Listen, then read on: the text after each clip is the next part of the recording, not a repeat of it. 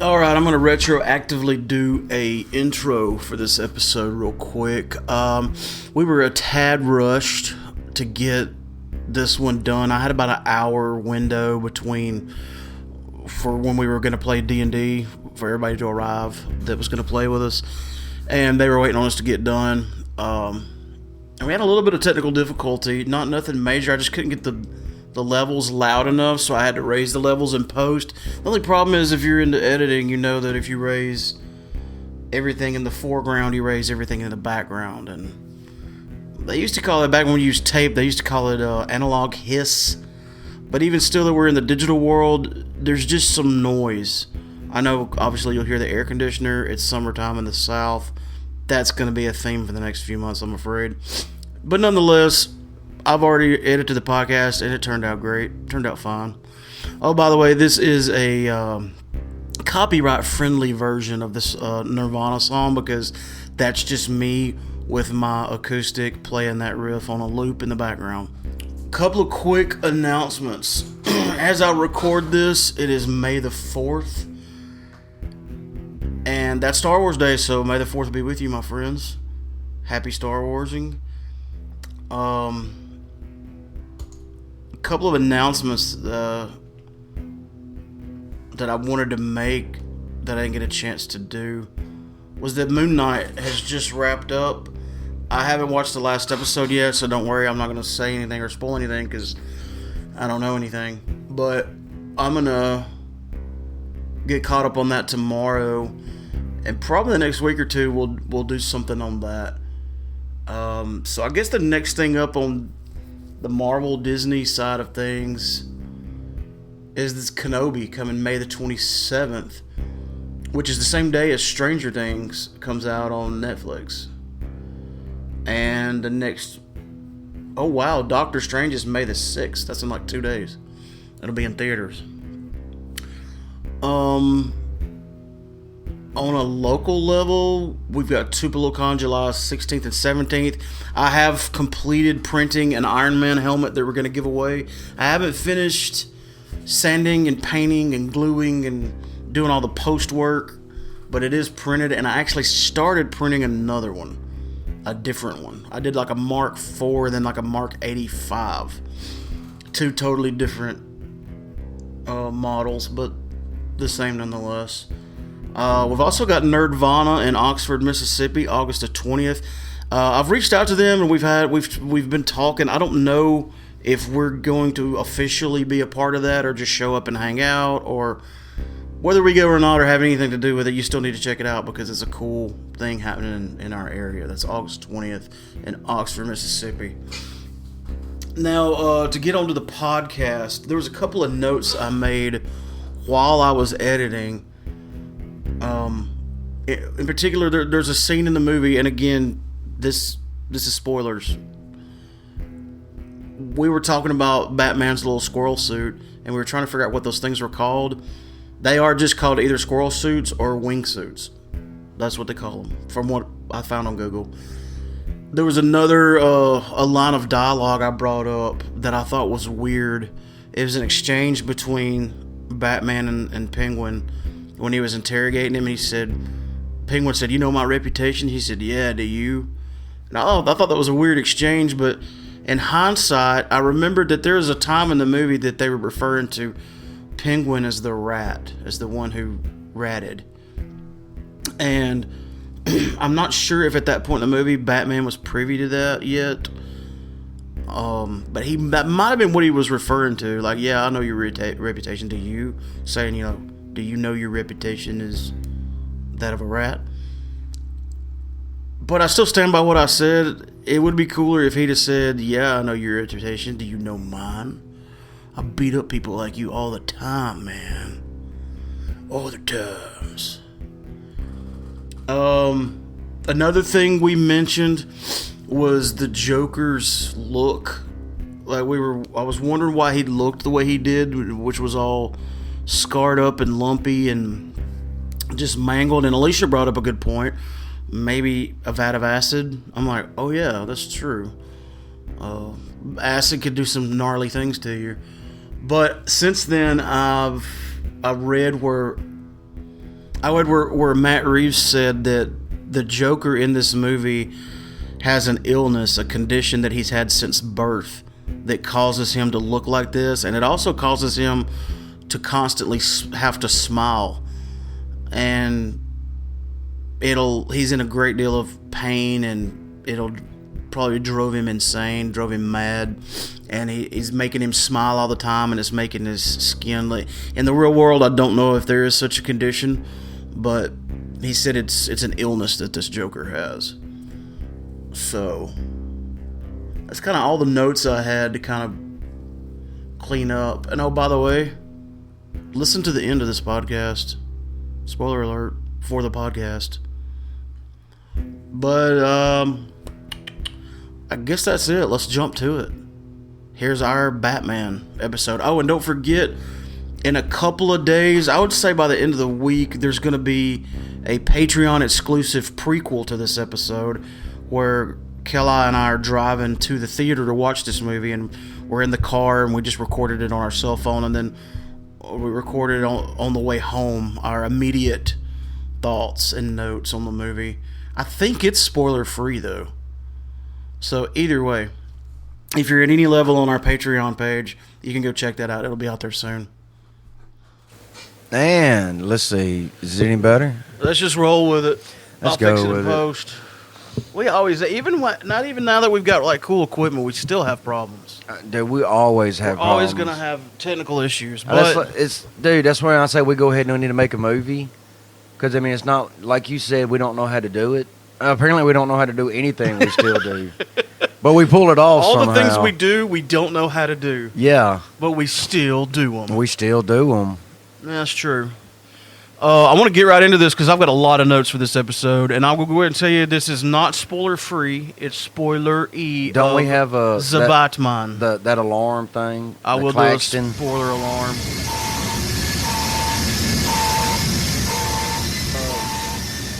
We watched this in the theater, and then I gave it a rewatch on HBO Max, and then on my third rewatch, I was really glad I was like by myself.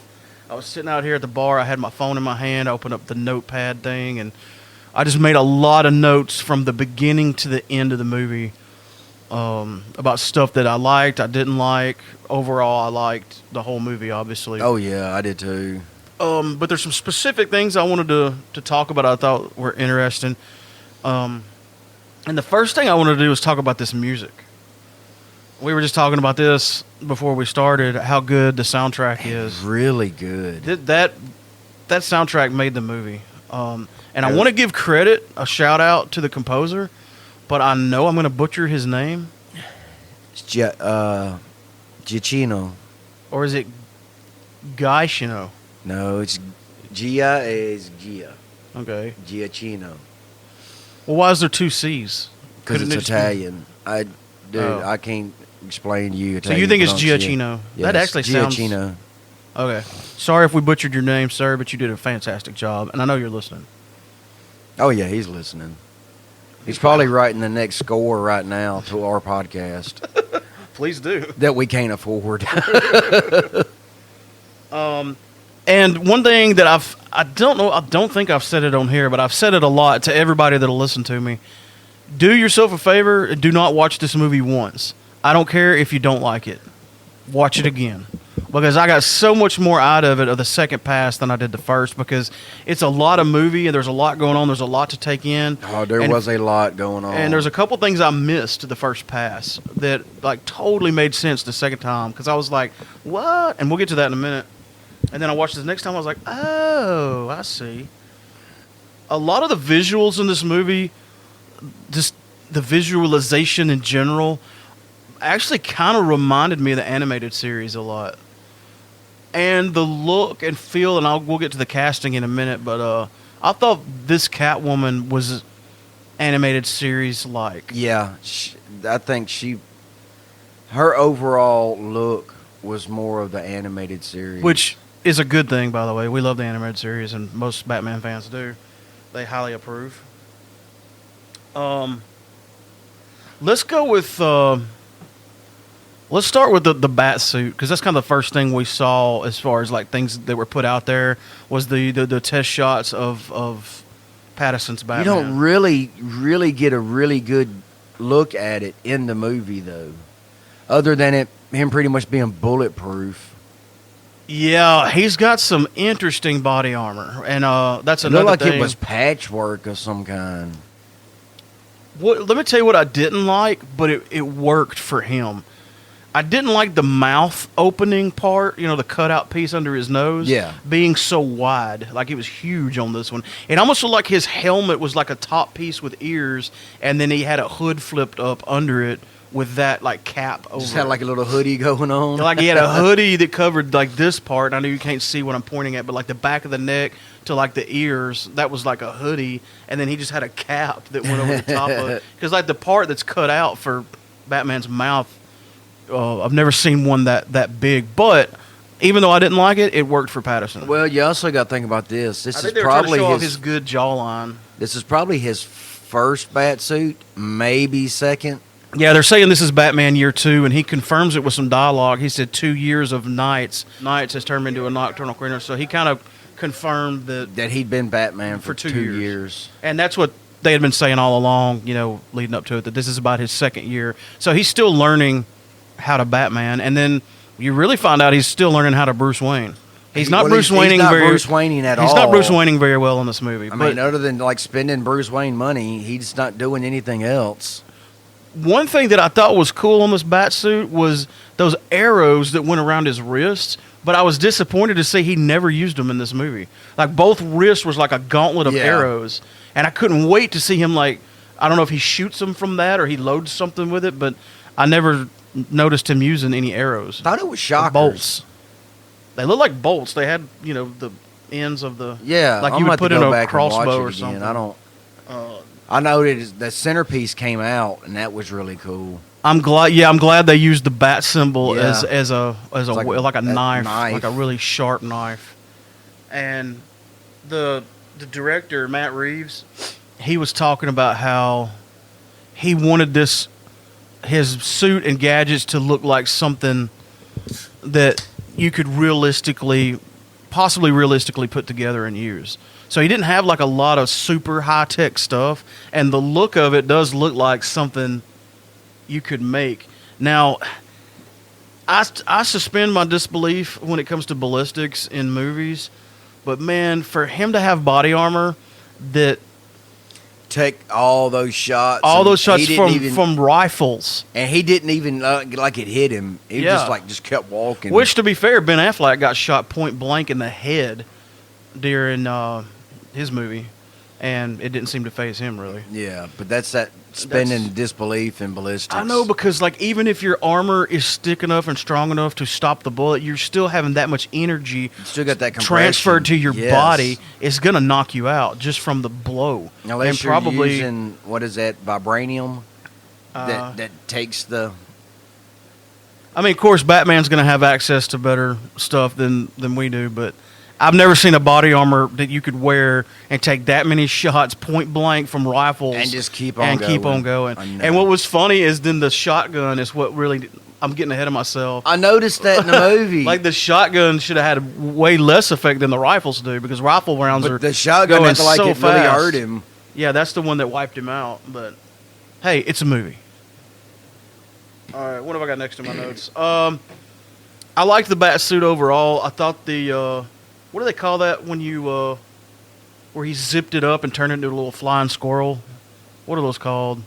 Squirrel suits. Is that? I thought that was like the. I mean, that's the slang for them. I don't know what the actual called a wing suit or.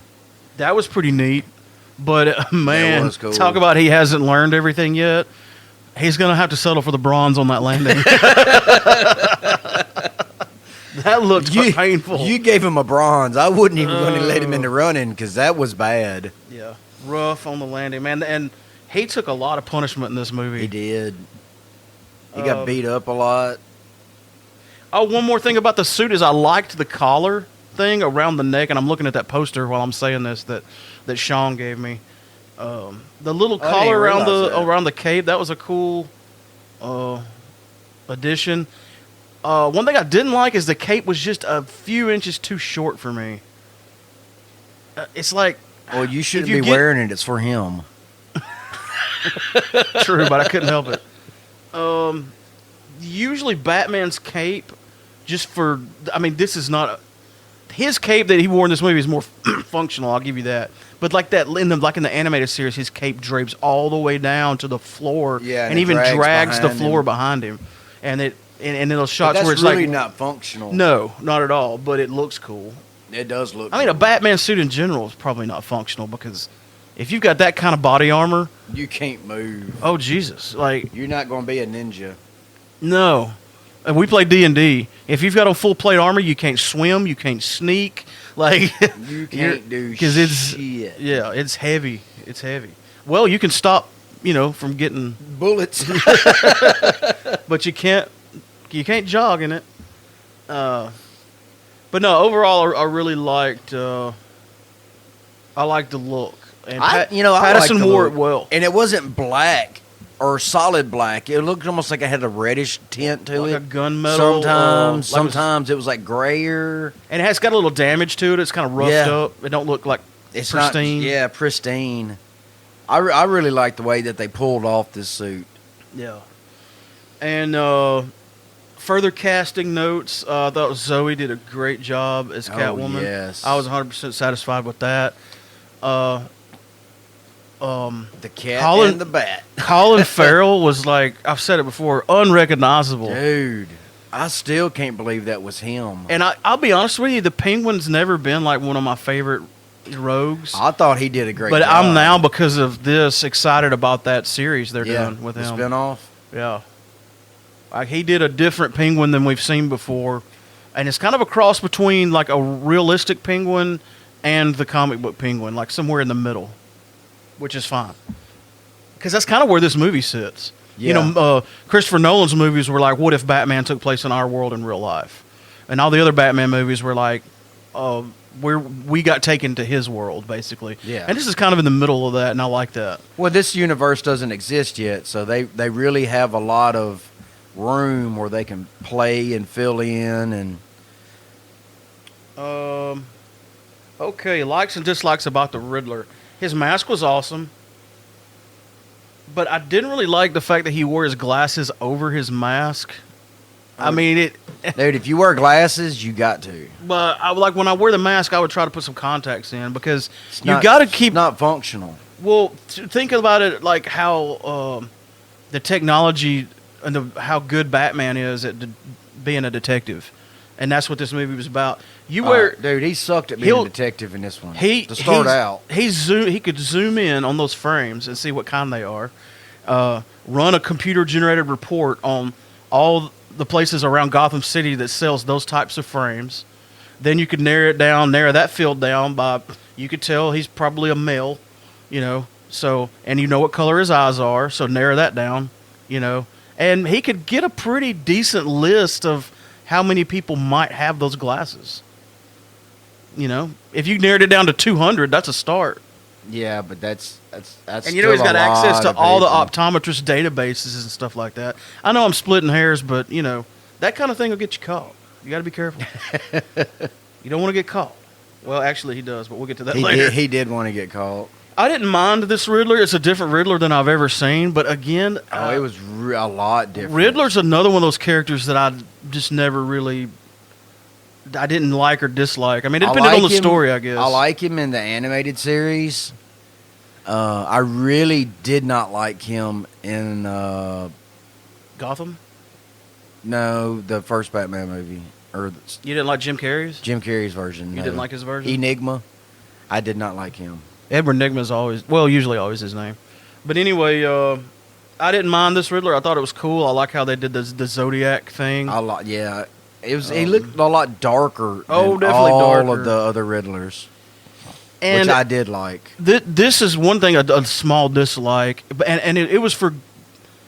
I know why they did this. It was for a reason, but the guy that wanted up, because when he was in the mask and he's duct taping people and he had that voice modulation, like he was scary. Yeah. But then when he took the mask off, you're like, oh, he's not that scary. It's like I could beat him up. Yeah, but that's by design. I get it, but I would like to him have been just a little more intimidating looking, even when he's not in the mask. But I know that was part of the story. Is like he's just an average guy. Yeah, and I think if he was more intimidating without the mask on, he wouldn't have to put the mask on. Yeah. So, I mean, it's the same with Batman. Why he wears a mask, to be intimidating. So it's kind of like the person behind the mask. I really liked Jeffrey Wright's portrayal of Gordon. I didn't think I was going to like it at the beginning. Because I've seen him in a lot of movies, and Westworld was one of the main ones. But, dude, he really pulled it off. Yeah, and one of my favorite things about this whole movie is the scenes with just Gordon and Batman. Yeah. Like, the way their relationship is in the second year is at an interesting place because he's just now gotten to where obviously he trusts Batman and Batman trusts him. But he's still kind a vigilante with the cops. Yeah. And so they're at a real volatile point in all of this, and some of those scenes are hilarious too. Like I may be getting ahead in my notes, but that scene where they're at the car and he's like, thumb drive, and it's got a thumb. Oh, yeah. I was like, that's dangling. Dark as hell, but I just laughed out loud just because the way he cut his eyes over, and like they always look at each other. Like there was a lot of eye cutting in this movie. Back and forth. Yeah, there's a lot of very hard gaze, and Pattinson pulls that a lot of cutting of eyes. One thing that was kind of contradictory, I love that speech he made in the beginning. It almost gave me chills where he said, when my signal goes up in the sky, it's not just a calling, it's a warning. Yeah. And it shows all this, it shows like different montages of different criminals seeing this thing in the sky. And it's like, am I the one that's going to... And everybody's wondering if they're all nervous. And like one of them even stumbled into the street, scared, looking up at the symbol. And got hit by a car. So like he's doing good just by having the symbol in the sky because he's putting everybody on edge. And that speech was so cool, but just right after that, he contradicts it by saying, I don't know if I'm making a difference because the crime numbers are up. I'm like, well, you just got through saying, well, it's that you're making a difference, and you're like, I don't know if I'm making a difference. So he's kind of like doubting his place. Yeah. If it's worth doing what he's doing. Dude, it is year 2, so he really hadn't started making that big of a impact. I mean, he was just starting to get his, what's the word I'm looking for? He had already caught the Joker, and we'll get to that, in a minute, because that's at the end. We think. We don't know if he caught him or not. That's true. We just know he's in jail. I love those camera contact lenses, but he gets to go and, go back through. Yes. And I love how they used those camera lenses as a way to text each other, him and Catwoman, later in the movie. I got something about that in my notes because she had them, and then he was trying to get in touch with her. Well, she had them because he was using her to go into Penguin's club. And by the way, I talked about that audiobook called Before the Batman. Yes. You really find out a lot about this Batcave in that book. It's an old subway station. It's an old train station, but it was the Wayne's private train station because they're in... It's under Wayne... Tower or Industry. Yeah, they're in the middle of Gotham in some kind of high-rise. They're not at Wayne Manor. Yeah. Wayne Manor, as you know, got turned into an orphanage, and then you find out later that's where the Riddler was as a child. I didn't like how snippy and shitty he was to Alfred in this movie. He would be a total little turd to Alfred. And I'm like, Bruce Wayne, you better watch your mouth. You don't talk to Alfred like that. You better cool your jets there, buddy. Well, he is very young Bruce Wayne. He's still a little shit, but he kind of redeems himself for that later too. But I did not like him being so crappy to Alfred in this movie. And I didn't like that we didn't really see a lot of Alfred in this movie. If you really add up the screen time... Well, there really wasn't no need for a lot of Alfred right now. Yeah, and at that point, Alfred's helping him, but he's not the guy in the chair yet, guiding him. Yeah. Later on, but he's sitting in front of a computer. And he's literally telling him where to go, yeah. Oh, and I was glad to see there's at least one more employee in Wayne Manor. That lady. I forget her name. Like we said, it's not Wayne Manor. Well, that's true. It's not Wayne Manor, but you always see this huge house, and Alfred's doing all the cooking, all the cleaning, all the stuff. He helps him with the Batman stuff. I'm like, come on! I know you're probably paying him pretty good, but get the guy some help. I was glad to see that it's more realistic. Yeah, that there's at least one more person hanging around. But that's something you don't really pay attention to until it's there, and then you're like, oh wait, there's somebody else. I don't remember what I was talking about here, but I put in the garage, when they were looking for the car for the clue, and they found the thumb drive that had the stuff in it. I put that they had an odd exchange about trust. So that goes back to their relationship. They're still teeter-tottering, yeah. And again, when he was like thumb drive, and like you had to use the thumb to access the what was on software. The drive. Yeah, I literally laughed out loud. I know that's dark, but I remember us laughing. I wouldn't have laughed if they hadn't cut their eyes at each other like that. Like, like I just wanted Batman to go, get it, huh? Get it, huh? Thumb drive. Get it, get it, thumb drive, get it. You know what I'm talking about, Jim? Can I call you Jim? I've already talked about his cowl, but he made it work. Why didn't he use those arrows? All right, let's go to the Iceberg Lounge. I didn't really like the "Do you know who I am" thing. It would have been fine if he used it once or only as Batman, but he did it as Batman, then as Bruce Wayne, and then as Batman, and he did it the same way with the same voice. So yeah, well, it's like, do you not realize this is a secret identity? Yes. It's like, it's funny you say that because there was a guy here, it's kind of your build, dressed in a bat suit. Oh, wait a minute. And he kicked my ass. So you're Batman. There. Well, movie's over. The twins, they've got their own story arc that they actually go out and become pretty big villains. Batman has to end up taking them down again. They go on like this rampage in Gotham. Oh, here was another thing I thought was just a weird exchange.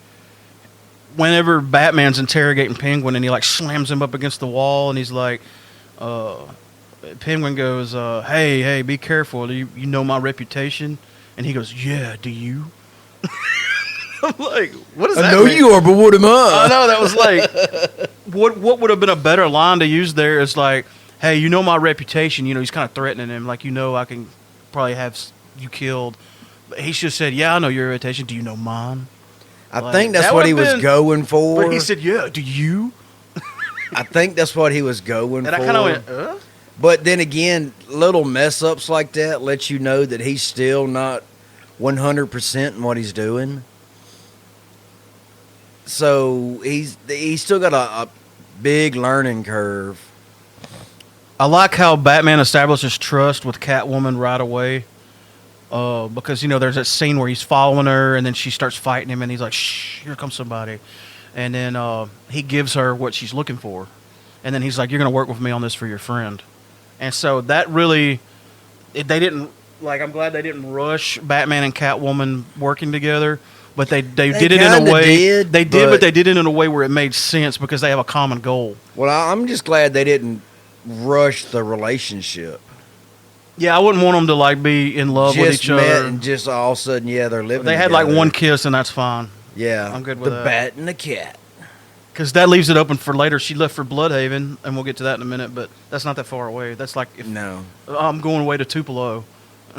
If that, it's like 30 minutes up the road. Okay, I'll see you again. It's no biggie.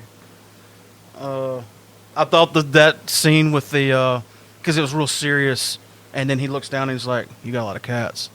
That's kind of like the only joke in this movie. And again, this movie's not supposed to be funny. It's not a comedy. It's darker. It's dark. Not having a dark Batman is why Michael Keaton didn't do part 3. Because he's like, how this character came about, right? His parents were murdered. And he's seeking vengeance. He fell down in a well. Michael Keaton's Batman didn't. That was Christopher Nolan's. Oh, dude, there's too many. Fell down into a cave, actually. Yeah. cave. Well, his or point well. was part 3 was going to go in a silly direction, which it did. Yeah. And Michael Keaton wasn't down with that. He's like, this Batman doesn't seem to fit with that kind of silliness. And he didn't. He was right. Oh, the morgue scene. I do not remember a morgue Go to the scene. morgue. I should have done this episode right after I made these notes, because now I got to reconnect the dots in my brain. Well, no, I told you we should have watched it last night. They when went we to got the back morgue from where the show. another murder took place, another Riddler murder, and him and Jim are there by themselves looking for the clues, which it was Yeah. like a little. Was that the one that had the rat trap? Yeah. Oh yeah, okay. I remember this part now. We got to get out of here. Oh, that's another thing I love about this movie is how Batman just ignores Gordon when, because he's like that at the first crime scene where the guy that's the then commissioner comes in and like, what are you doing? Get him out of here. He's like, you got to go, man. And he He's stops still walking and looks at around the and- kid, and Gordon's like, we got to get out of here. And like he waves to her a good it's like he's ignoring Gordon, and then he's going like, fine. He turns around and walks off. He does it again here, where he's like, we really got to get out of here. The cops will be here. Like they got there before the cops or something. Or maybe they got there after and they're coming back. But he's like, we got to go. But then, and again, Pattinson's good at the dark, glare.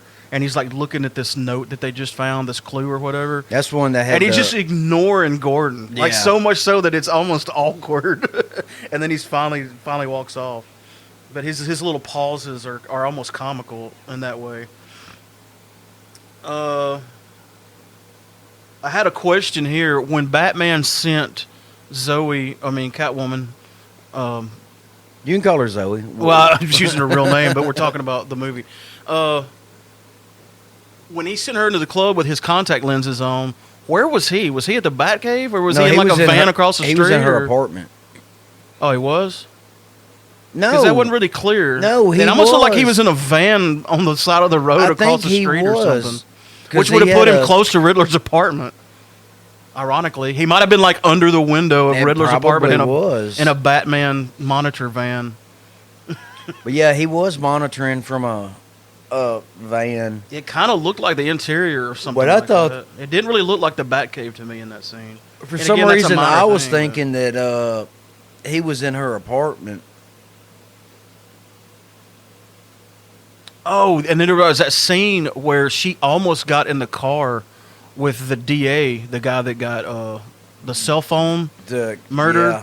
She almost got in the car with him, and the Riddler was in that car. I wonder how that would have changed the course of the movie if, Oh wow. because a taxi pulled up. She's like, "No, I'm good." Or maybe did she jump in a taxi? Either way, he was outside. They were both fixing to leave the club. And he was drunk. And he was messed up. And he was like, "Hey, Yeah. you want to let me give you a ride home?" And she almost did. She paused. She's like, "No, I'm good." And then she got in a cab or something. And then he got in there, and the Riddler was waiting on him and got him. But what would the Riddler have done? Would Catwoman save the DA from Riddler, or tried to, or she had, And Batman was I don't know. close what by. Would he have happened. tried to go? Would the movie have ended right there? I guess we will never know.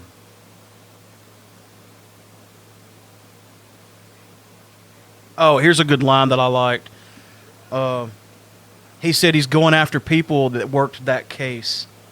The people he was killing worked a certain case that the Riddler is mad about.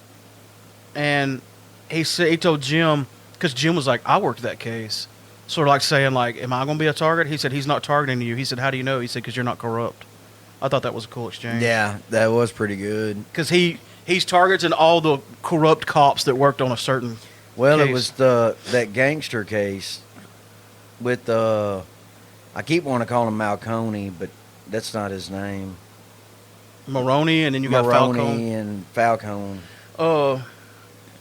We go to another scene, and where again he's being really shitty to Alfred because he's getting ready to go to the funeral, and Alfred tries to give him his cufflinks, and they say Wayne on it. He's like, "Yeah, but you're not a Wayne." And I'm like, "You better watch your mouth, young man."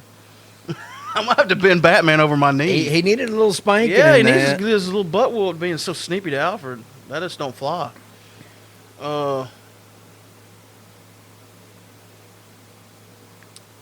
you already see people showing support for the Riddler at the funeral. He sucks at Bruce Wayning. Yeah, this is where the connection to Carmine comes in at the funeral. That was a cool exchange because they gave the backstory of how Thomas Wayne saved Falcone's life. Yeah. He got shot and he went to him. That's from the Long Halloween. That was also in the Telltale games. If you ever played those Batman Telltale games, I haven't played them. But in this movie, you were back and forth on whether Thomas Wayne was a good guy or a bad guy, and at the end, he was definitely a good guy that did one bad thing. Yeah. But in the Telltale series, he's a straight up tied to the mafia and everything. You find out he's actually a bad guy, which put Batman in a weird spot because his whole point of existence is taking revenge for his parents, punishing murder. all the criminals, that caused this crime to happen. But he was part His of dad it, was and that's one why of them. one of the reasons they actually got murdered. It wasn't just a random robbery. Yeah. Bruce Falcone laughs when Bruce says he took a Hippocratic oath. Isn't that a thing? There's an oath that doctors and nurses It's take. the Hippocratic Oath.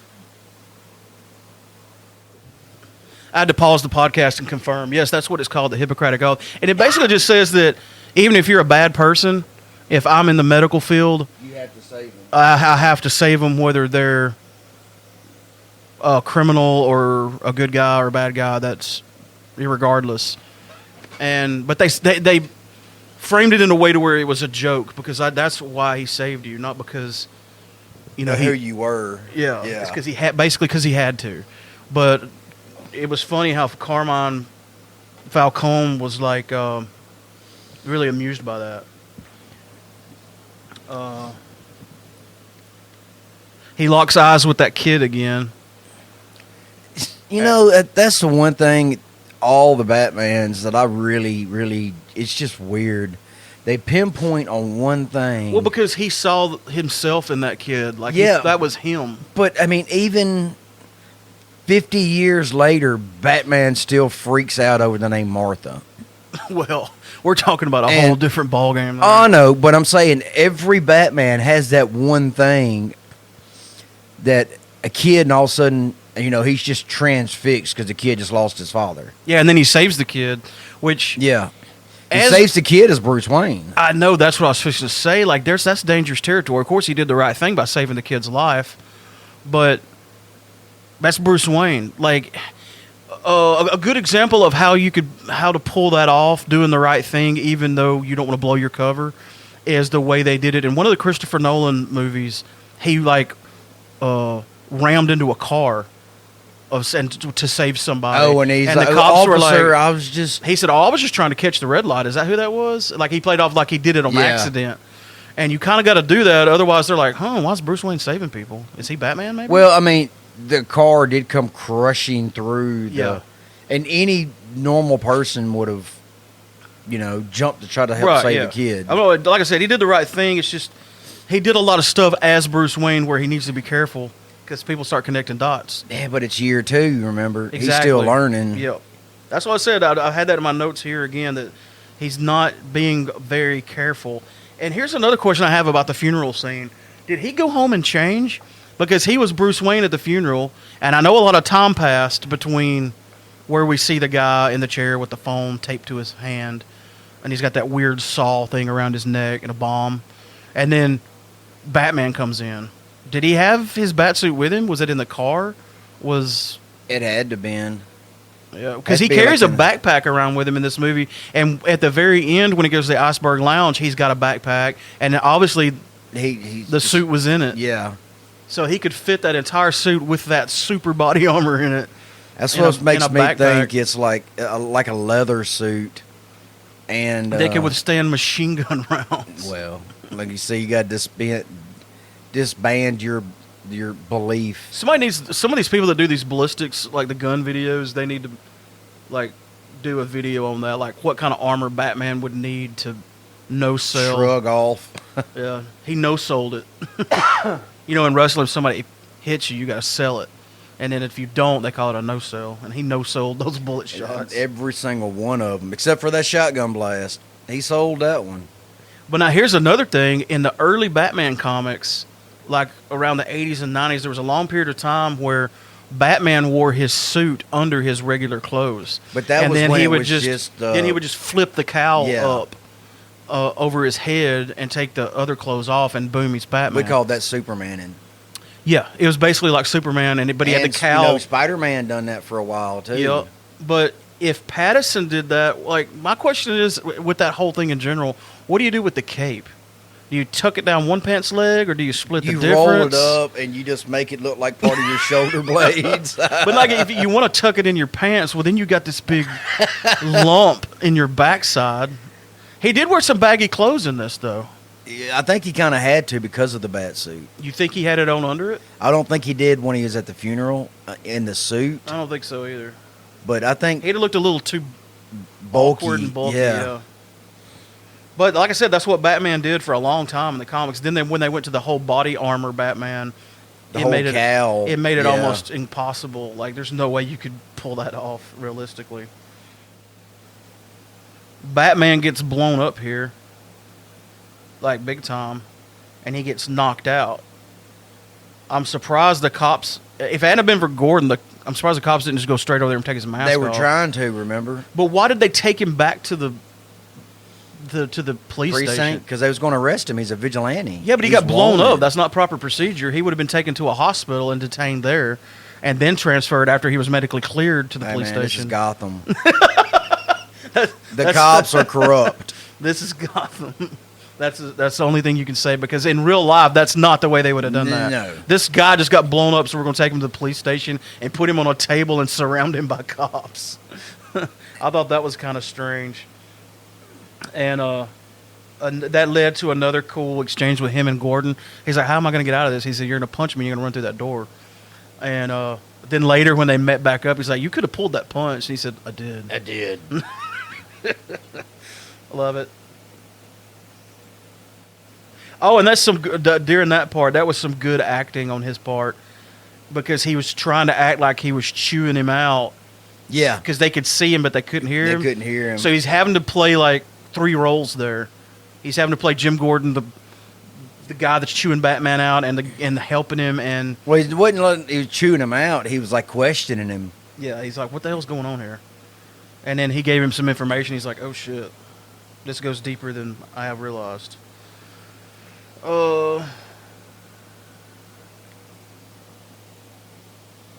Now let me know when we get to my favorite part. I've in already your covered notes. this, because that's where the big bump of the squirrel landing. And it's coming too, because you're like, what the hell is he going to do? He winces when he sees how high up he is. He's Yeah. like, oh man, what the hell? Well, And it's because he ain't went through ninja training yet. He didn't really have, which Batman has this throughout most of his incarnations, but the Michael Keaton gun you shoot and it fires. Yeah, it's got the grappling hook on it. Batter hook. You didn't really see him use much of anything like that. I don't He didn't think do a lot of, he's like, got that high-flying- far in the tech yet. Yeah, because somebody on YouTube made one of those, and for it to be strong enough to hold your weight, it would have to be humongous. It's got to be like a Like bigger actual than winch, and yeah, the one Michael Keaton had was just like a little thing you hold in your hand. and you just click it to your belt. Yeah. But in his defense, he did ask Vicky Vale, how much do you weigh? And she's like 108. And they started going up, and then he cut her loose. And then he comes back, he's like, you weigh more than 108. So he does kind of, talk about that. It does have its limitations. Batman lures them away from Catwoman. Then the best chase scene ever happens. Yeah, Catwoman That shows up to steal that car. money. Oh man! Again, you gotta listen to that audio book before the Batman, because it talks all about the car. It starts with the whole story starts with the car. Wow, that car was like a cross between a muscle car and a Baja racing truck.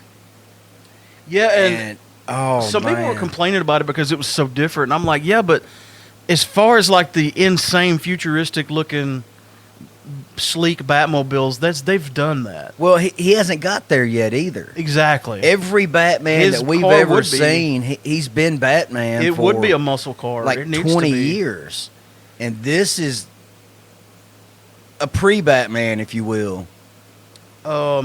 So he's literally just taking whatever he's got and just throwing some money into it and making that badass motor. That chase scene alone is worth the price of admission. Oh, wow. When he busts It through the was. flames, like Penguin thinks he got away, and the Batmobile bursts through the Then it flames just and comes flying pulls a Dukes through. of Hazzard, and he's like, "Oh shit!" And then when he flips his car, the scene where he's walking and the music's playing, And then it, perfect. nah, yes, it was awesome. And then, so they catch the Penguin, and then Gordon and Batman are interrogating him, where they realize they made a mistake. They got the wrong guy. And the funny part of this whole scene is they've got him tied up, and then they realize they need to look into something else. So And they just leave. and he's like, "Wait, you just gonna leave me here?" And then he starts waddling because he's tied up like a penguin. Yeah. So I thought that was a cool, little funny nod. That kind of made me laugh a little. After they realize the next target is Bruce Wayne, he disappears on Gordon. Yeah, that's the first time Batman does the whole, like, you look over and he's gone. Of course, he's leaving that scene where they go to, this is where they go to Wayne Manor, and the Riddler has the projector set up. Yeah. And it shows Thomas Wayne giving the speech, and then they go, oh shit, the target's Bruce Wayne. And then Gordon looks over, and he's just gone. That's like the first time that he's actually done that. He just ghosts everybody. Where he ghosted him, yeah. Why doesn't Alfred have a cell phone in this movie? I really don't know. Because he keeps dialing over and over Wayne Manor like their landline. Yeah, Why did- I don't know why Yeah, I mean, nobody had a cell phone. if Alfred had had a cell phone, that could have like completely circumvented that whole scene there. I was really glad Alfred didn't die, though. I was going to be pissed if you kill Alfred off this early or at the all. first movie. I'm a fan of Alfred, I guess you could tell. Well, Alfred's went through a lot of changes. I don't know what this means. The scene where he's connecting the dots is cool, but that should have been shot in the Batcave. Oh, talking about where he had everything laid out on the wall. Oh yeah. He had all drug the table out of the way Yeah. in their house or whatever, their apartment, their penthouse, and starts drawing And on the put and everything on he's the trying floor. to Yeah. do detect, but he's doing it in his house. That's another mistake. You don't cross the two. You should have gone to the Batcave to do that because you're, you know, Yeah, but dude, but the Batcave is all the way across town. is it? Yeah, he doesn't live in. Yeah, it might be under this building, down in the subways. You know, I was wondering that. I don't think so, because I don't think. It talks about that in the book. I think that the Wayne Industries or Wayne Tower. I don't think they lived in Wayne Tower. I've got here in my notes of what I talked about earlier. She kind of called him through the contacts because she don't know Batman's number. And if Alfred don't have a cell phone, I guess he doesn't either. Then you have the big reveal that Falcone is her father, and Batman suspected of them being former lovers, I think. And, you know, he's like, what's your connection with him? And she finally tells him. Then he's like, "Oh, that's not what I was thinking." And I thought it was really cool how she said, who are you under there? Are you hideously scarred? And, you know, he paused and then said yes. I don't know why I put this. Then she said, what, do you live in a cave? Oh, yeah, because he didn't know something. She said, what, do you live in a cave? Well, I work in one. But I like that, are you hideously scarred under there? And he said yes, but he was talking like mentally mentally yeah. and emotionally. You know what he meant, and so that had like a lot of impact. I thought that was cool, dramatic. You know, one thing I'm really glad though, they didn't rehash the death of his parents like they have in every single Yeah, that's not movie. necessary. We know what happened. I'm glad that they didn't try to hide the fact that he wears eye makeup under the cowl. I just think that's a weird detail in some of the older Batman movies, like even the Michael Keaton era. You know, there's that funny scene. The black eyeliner. Yeah, to blackout. make the mask look, I mean, it just doesn't look right if you don't put on eye makeup. And not only do they not hide it, but like he's, you know, he just smears it on because that's what you would do. And in other movies, rapes across his like face. there's a scene in Batman v Superman or perhaps Justice League where he rips Ben Affleck's mask off, and when he's doing the dream sequence. Yeah. And what's funny is like he's wearing the mask with the eye makeup, and then he rips it off and he don't have it. He doesn't have it. And somebody put a meme out on the internet that said, "You know you're badass when you rip somebody's mask off and you rip off their eye makeup with it." It made it more realistic, you know. It made it look more believable. Then he does the third "Do you know who I am?" which I thought was, I didn't get that. Was that supposed to be funny, or to me it just seemed like a bad idea? Maybe it's rhetorical at this point. Then there's a reveal, or a sort of reveal, that kind of goes back and forth, that Maroni actually had the Waynes killed, and then you find out it was not Maroni. You think it was... It was Carmine. No. Yeah, Carmine himself.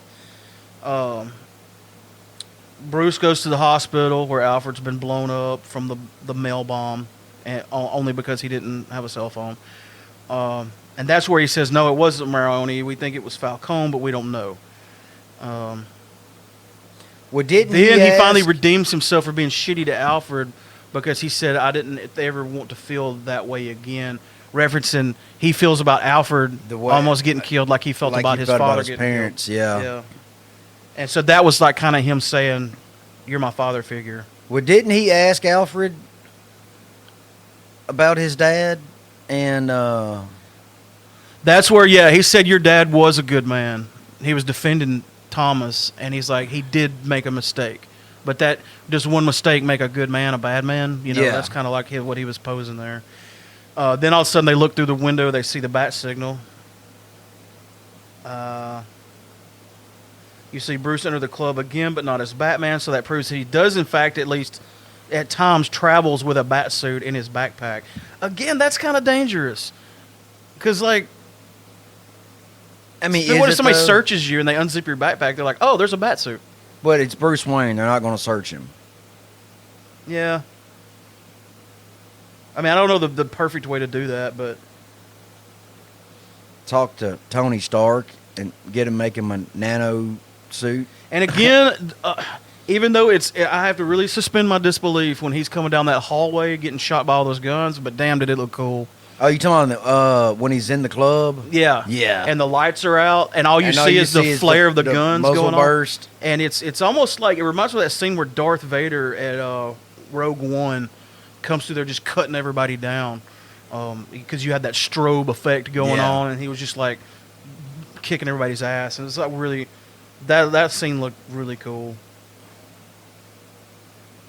And I liked it when he stopped Catwoman from killing Carmine, because he said you don't have to pay with him. You've paid enough. Yeah. So basically saying if you kill him, it's going to come back on you. Basically, it's going, and you've had enough on you. And I was like, good point.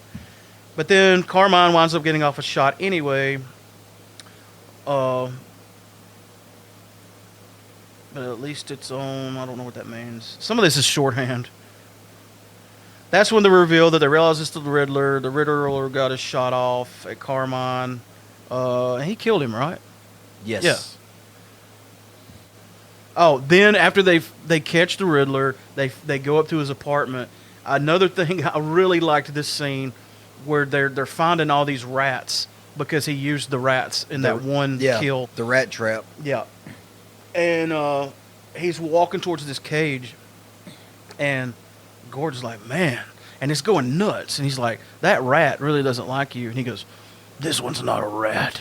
It was a bat. It was a big old bat. So that's where the next clue was for Batman. Was inside the cage, yeah. Then you find the carpet tool, and they didn't know what it was. They made that out to be a bigger deal. Like he made this huge mistake. But yeah. Do you think Bruce Wayne's ever had to lay carpet before? Never. So, of course, he doesn't know what that is.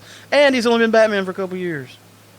Of course, nowadays Batman would look at it and go, oh, that's a carpet tool. Okay, now that video, which in that clue in the apartment, made you think that the Riddler knows who Batman is.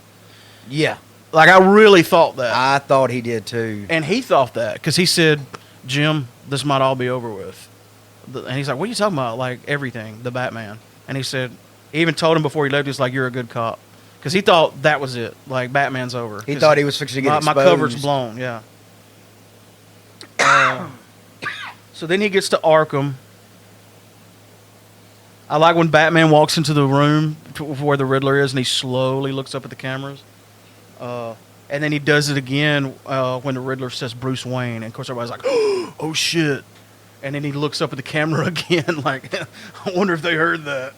And I'm glad Batman kept his mouth shut right here. Yeah, That's a damn good thing that he didn't say a word, because he could have been like, okay, fine, I'm Bruce Wayne. What of it? But no, he just He was saying Bruce Wayne because Bruce Wayne's the one that got away. Yeah. And he was mad about him not being killed. And I'm like, oh, okay. I get it. Here's one thing I didn't like, too. Why is all of a sudden there's this magic wall around Gotham City that holds back water? Like, that sounds like a design flaw. that's like a New Orleans design Like, flaw. well, that was a levee that broke in New Orleans to let all the water in. But this is like... Yeah, but New Orleans is under sea level. Yeah, and evidently Just like- so is Gotham. So is Gotham. And, yeah, all he had to do was blow that up. And, yeah, you'd think those walls would be a lot thicker and be better patrolled so a lunatic wouldn't do that. Oh, going back to the scene where he's talking to the Riddler at the asylum, the Riddler gets really upset when he finds out that Batman missed that clue about the carpet tool. That's when he gets upset. He's like, because he wanted them to be there together when the dam blew up. But instead, Batman had a little time to try to stop it, but it didn't work. Yeah. He still did what he wanted to do. I didn't like seeing Batman throw a temper tantrum where he was banging the glass. Like, That was kind of weird, but then again, year two. Batman's all about so- keeping his cool, you know. Like, he's been faced with a lot worse reveals than that and didn't lose his shit, you know. Well, Keep it together, not Bruce. yet. He hadn't. Keep it together. So I'm gonna go. I mean, that kind of goes back to him being shitty with Alfred. I don't think he's gonna be in the next movie. I don't think he is either, and we're seeing him literally grow up into Bruce Wayne and Batman. After he leaves the asylum, he goes back to the Riddler's apartment, and there's a cop there, I guess, standing guard, and he sees Batman and tries to stop him. And he's like, ugh, whatever. Never mind. And then he starts talking to him, and that's when he says, Well, that's when they tear the. Yeah, the he said that was floor whole up. mess. That's messed up about killing Mitchell with a carpet tool. And he's like, huh? Carpet tool? Terrible Batman impression. So that's when he tears up the carpet and realizes what's going to happen. But that whole thing really didn't matter because they still blew up the city. Yeah, but if he'd have found it sooner, He would have been at the then asylum. he would have known where the bombs were going to be placed. You see the Riddler celebrating in his cell. He wanted Batman to be there with him, but why was it necessary for him to get caught for his plan to work? That's a good question. Why did the Riddler want to get caught? Just So him and Batman could be there together when the city blew up? Yeah. Like, I would have done that and tried not to get caught. I mean, at that point, he you had like an wouldn't be a army of people supervillain that either, were though. helping him, but he got caught on purpose. Well, he thought... He thought they were the same because they were orphans and. No, you're fine. Batman bursts down through the ceiling of the event center, and he gets knocked out for the second time in this movie from the shotgun blast we talked about earlier. Then he injects himself the with venom. Okay, is that Venom? That's what they're alluding to. If that is Venom, then does that mean Bane is already alive and Yes. existing in this world? He's got to. Because that's where Venom was introduced, was with Bane. But Or was it somebody- just adrenaline? Somebody, one of the podcasts I've already listened to about the movie, or it might have been a YouTube video with the like Easter eggs and stuff in it, said that Venom had already been invented in this universe. If I hadn't have seen it, what it looked like, I would have assumed it was just adrenaline. Well, but was it looked green, like Venom. So it was Venom. Was that just a nod to Venom, or was it Venom? I don't know. I don't know. Because it made him go crazy, like Oh, briefly, and then he just goes like Which hulks adrenaline out. would do too.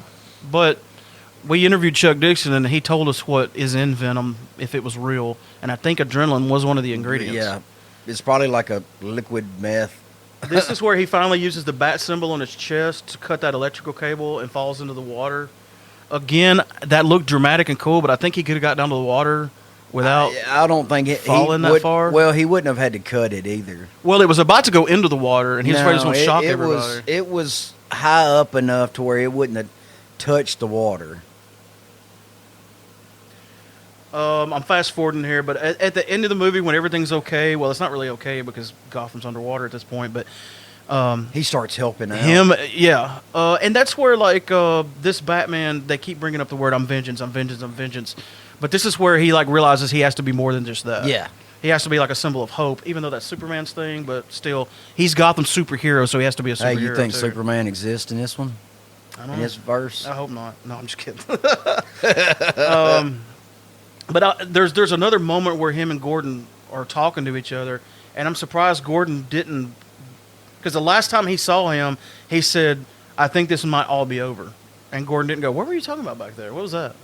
I think. Did he figure out you're Bruce Wayne or what? I think he knew what he was talking about, and he was just kind of glad when he got back that he didn't get ratted out, basically.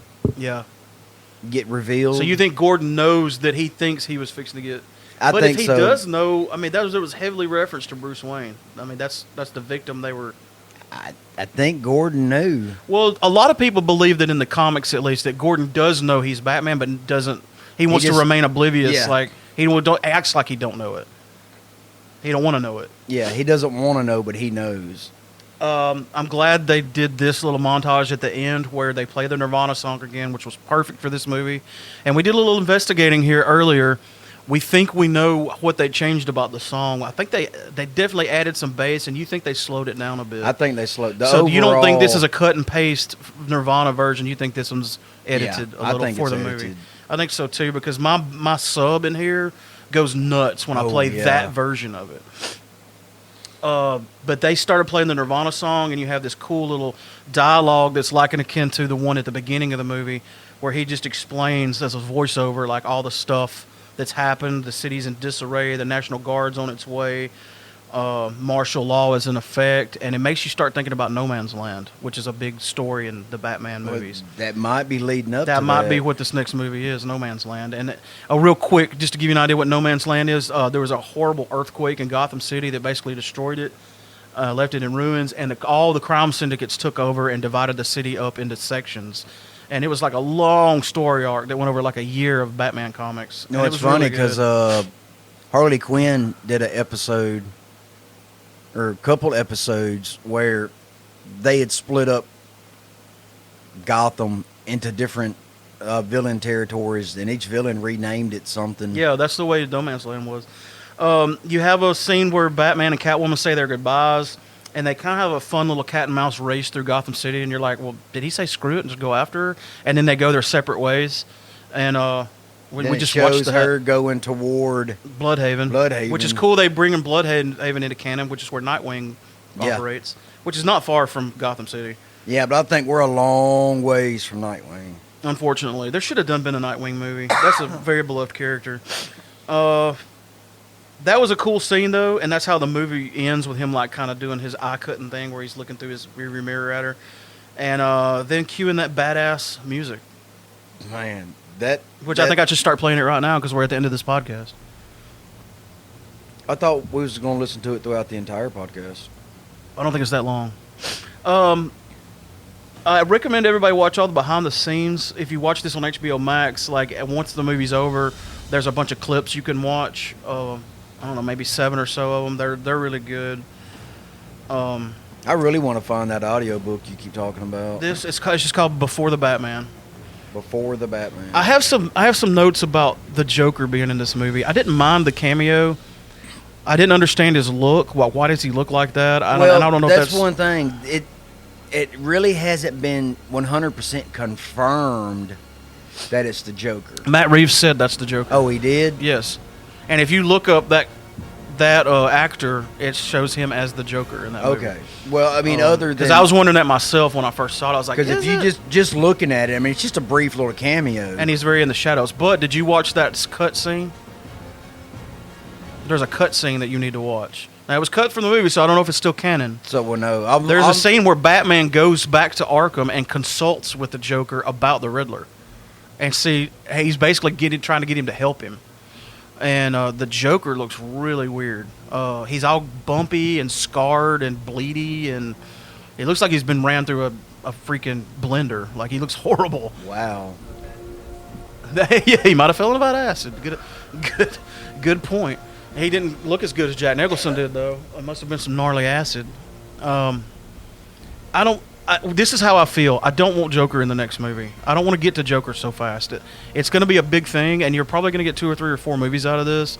Don't rush to the Joker so fast. I'm fine with you teasing him, but if he's the villain in the next one, I think that's too soon. But if he is, it almost looks like they're queuing up another storyline called A War of Jokes and Riddles, where the Riddler and Joker team up to go against Batman, but then wind up going against each other.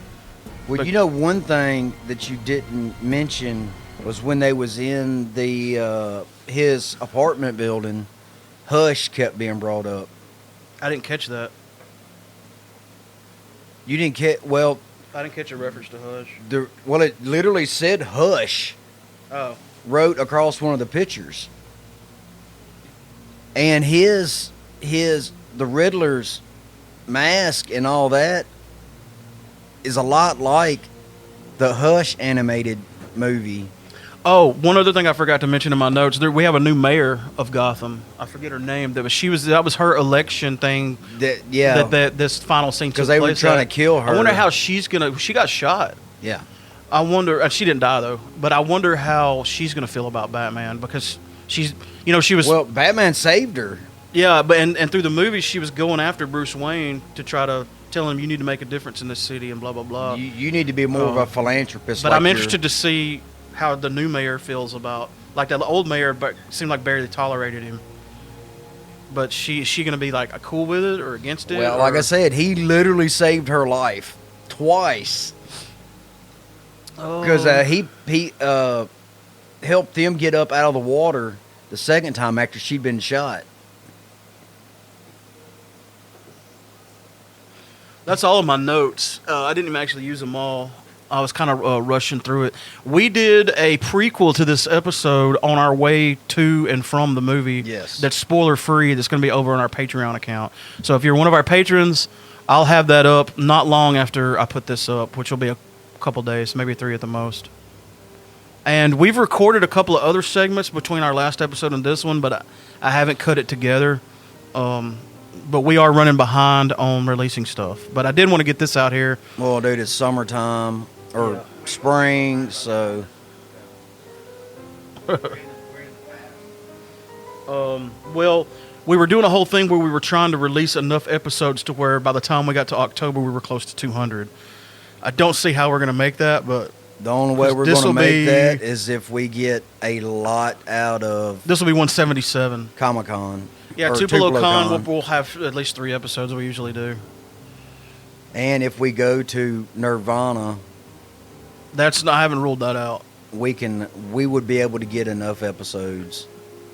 Maybe so.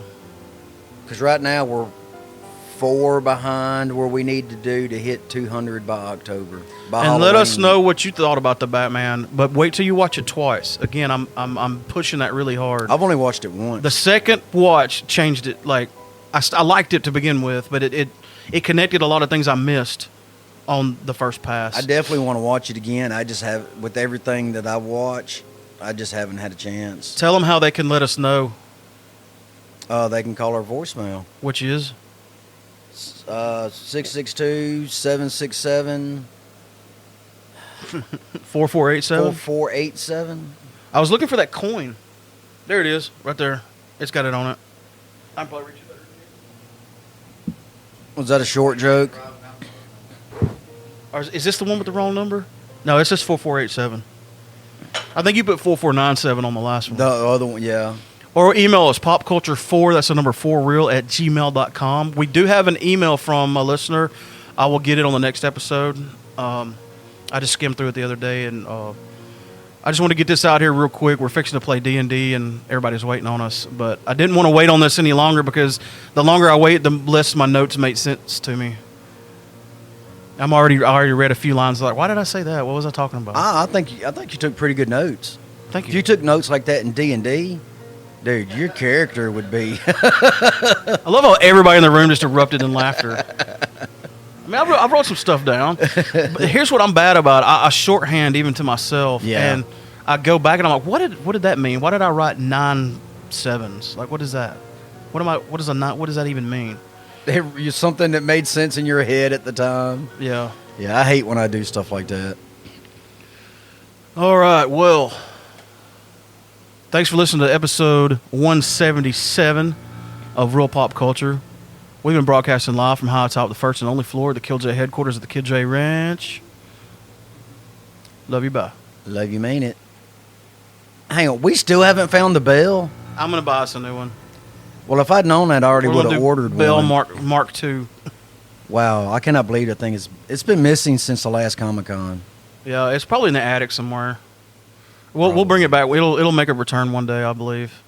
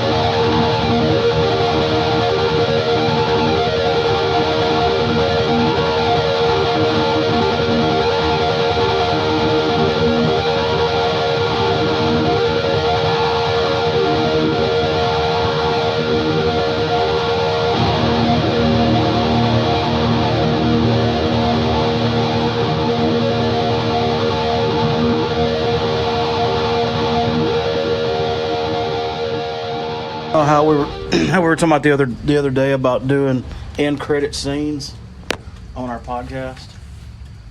I must have missed that one. No, the last episode, me and you were talking about doing an end credit. Well, me and Kelly did a podcast yesterday I'm okay with it. that I'm editing tonight, and I just hit record for our post credit scene to that episode. Post credit scene to that episode. So at this moment, everybody's already heard the podcast. The Okay. music's already played. They think it's over, but like in the movies, we're having a whole new thing that had nothing to do with nothing. Right. We just had to sit out on the porch in the rain And brew beer. and brewing beer. Now this is the beer that we will be taking with us on vacation. Yes, I'm taking a beer on the vacation because I already said I would. I've already talked it up. I don't care if it tastes like shit. We're taking a beer that we Taking brewed. a freaking beer I brewed. Yeah, I up. mean we've been brewing beer for how many years Yeah. now? I mean we need to be mobile with it. Yeah. I mean, it might be Just shook because up- that'll be cool. It might be shook up and foamed, but And that'll be good content for our. Yeah. Even though I still haven't posted our last beach What's that? podcast. It's gonna be my first TikTok video. Is us on Crab Island with a keg of beer that we made. There you go. How How are we going to keep this? Are you taking the little tiny keg? I'm gonna bring the little 3-gallon keg. You just going to stick in the cooler? I'm just, Keep it I cold? got that God cooler, one of them water coolers. Yeah. I got a 10-gallon one of those. It'll fit Just gonna perfectly. stick it in there and pack it full of ice, and we have a picnic tap. I'll probably run and get one of those little purgers pump? thing. Not a hand Oh, pump. yeah, it's yeah, like- I know what you're talking about. Got CO2 cartridge. You just hook it Valve. onto your thing. They're like $20. Yeah, somebody at the homebrew club had. March got them. Didn't he have one that takes the little air gun cartridges? Yeah, March got one. Could you carbonate with that? No. It takes too much. Yeah, it takes too much gas. Now I got some stuff that I'm eventually gonna have for our travel. I got some old paintball gun tanks. And Yeah. I have a adapter to make them fit a regulator. So if we have a 12 grams CO2 thing can dispense if I got a 20 ounce, which is basically a little over a pound. If I got a pound thing, I can dispense with a regulator. Oh, A few. I just have to make some kind of. They got adapters for the paintball tanks. I already got the adapter. I got an extra regulator. It's a crappy regulator, but I got it. So I got all that. I just got it. So I'm good. Now that process you were talking about earlier before I hit record was you were gonna ferment this under pressure. You've never done that before. Yes. Everything here is experimental. I forgot to set a timer. I'm surprised that that thing don't have the timer already. No. They talk like these things. You just plug them up and you wake up with beer. Yeah. It's like I making wish. coffee. So if you are, which most home brewers are accustomed to having to wait, Yes. but if you want to shave a good week or more off of the time from brew day to drinking day, that's the way to go. If that works out, if it works out the same way without any That's some of the things. repercussions. Because I Googled the benefits of fermenting under pressure. That's what I was Googling. And then, it's prevent all flavors. Bacteria, contamination. Fermentation's faster, and stuff like that. You don't have to worry about. That's the thing with fermenting in the temperature, like a lager.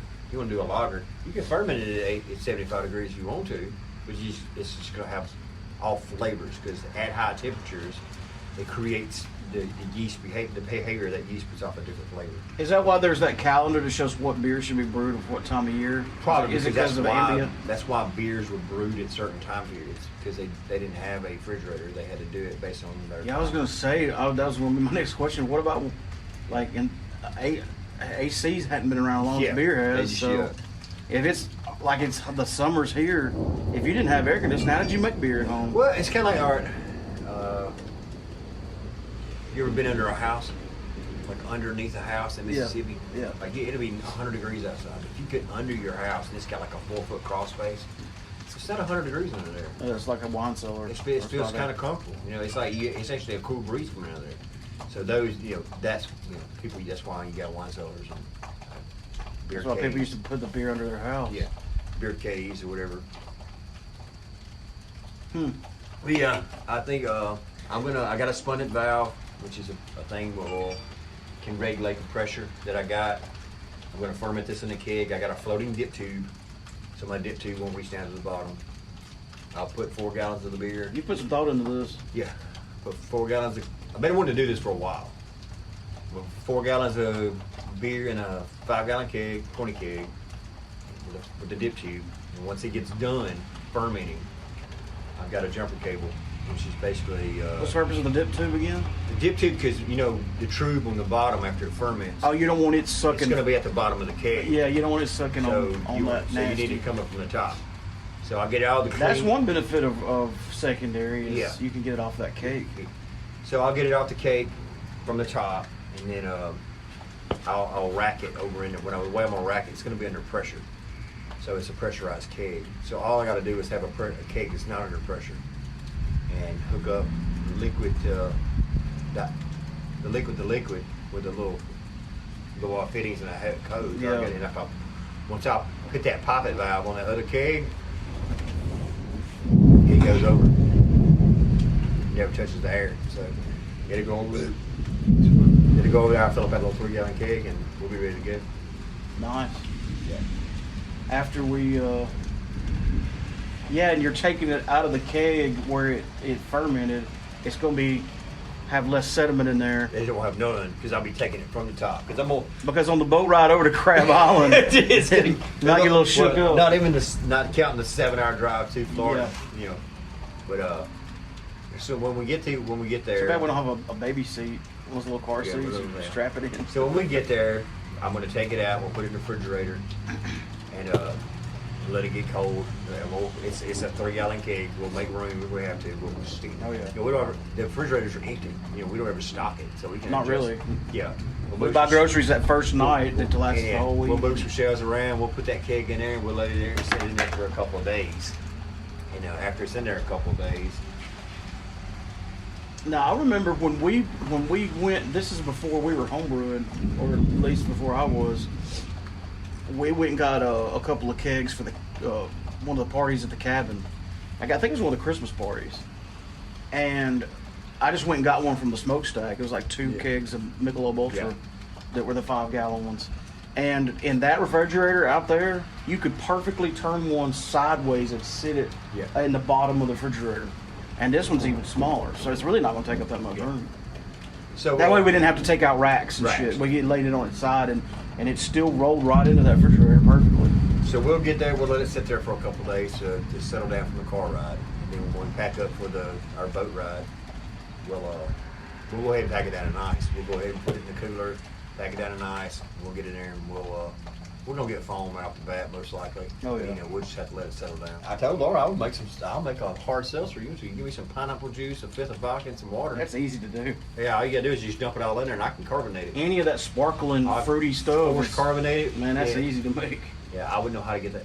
I imagine I can do some Google math and figure out how to get the alcohol content to where you would want it at, because you wouldn't want, Yeah, instead of brewing it, just do like they do. Yeah. Just put vodka on it. Just put vodka, pineapple juice, water, forced carb, seltzer. Yep. Hard seltzer all day And long. you got White Claw or... Hey, and I tell you what, out there on the beach. Actually, in the White sun- Claw probably doesn't even use actual fruit. No, they just They use the flavor. Yeah, and it uses it's meat flavored or something. water with... But out there on the Crab Island, after we're out there a couple hours, well, it might be good. Maybe. Yeah. I don't know. You don't really get hot out there because you don't really ever get out of the water. There's no land. But yeah, I mean. There's no land anywhere. Right. But But the shallowest the water gets is about waist deep. Laura And the said deepest it gets is if about I bring this beer, chest she's gonna deep. scream out free beer to everybody that walks by. So we're gonna have a bunch of muscled up teenagers. Well, now what kind of beer is this to tell you if they're gonna like it or It's a not? Blondale. Oh no. When you're that young, if it's free beer. Yeah. Yeah. Yeah, but when I was that young, I didn't even know what a real beer tasted like. So Right, this yeah. would have, if we were taking an IPA, But if they're already. I know people are more aware They're of more craft, aware now. nowadays. I mean, Back then, we didn't know in the anything 90s, existed outside yeah. Bud Light, Coors Light, Miller Lite. Corona. That was the only thing. Pretty much. That was it. Remember Corona. Sam Adams come along and was like, whoa, what is Whoa, this? What's this? It's a whole new world. It's like somebody down the street made this, and now we are that somebody down the Yep. street. All right, I'm gonna get this. This is probably long enough for an end credit Yeah. scene, but Yeah, you I just thought it'd be a good opportunity since we're brewing to talk about what we're brewing. hold that flashlight for me there, and I'm gonna adjust this flow. And you said this is a. Oh, like it's really flowing. It's not right now. I ain't turned it on. Oh, you got my switches over. By the way, he's using his Terminator 5000 electronic robot brew system here. We're not out in the woods making beer by moonlight anymore. We're fancy. I just want that to trickle out. That's what that's gonna do. That's why your phone kept beeping. We're sitting right in front of your camera and it's constantly going off. I don't even hear that pump running. Oh, it's just very, very, very quiet. Yeah, this is called an Anvil brewing system. It's an animal foundry. It's sort of like the. Most people know what a Robo Brew is. They're into brewing, but this one.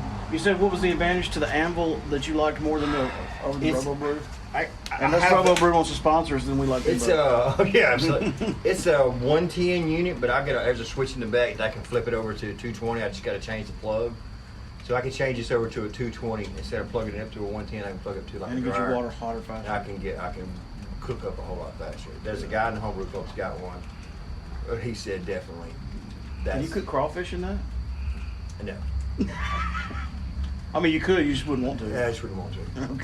Okay. Man, your beer kind of tastes like crab ball. Yeah, Hey, we cooked some crab ball crawfish tastes last night. The only thing that's different about this than what we normally used to is with this one, they recommend from the thing to every 15 or so minutes to stop the pump and stir the top third of that grain.